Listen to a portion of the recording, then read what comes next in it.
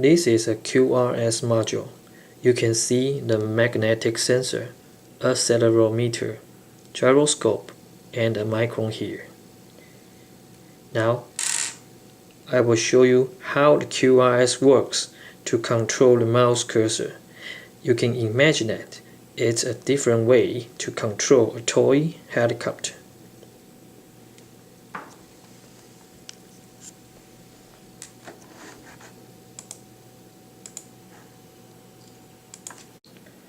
Rise QRS module up and let it down.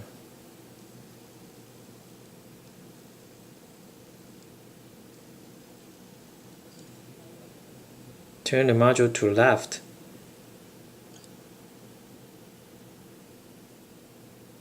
Right.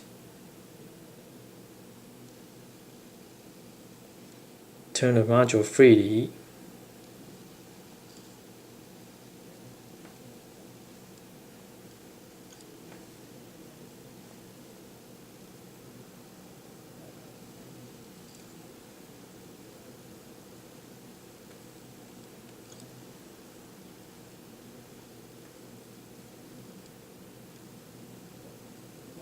Thank you.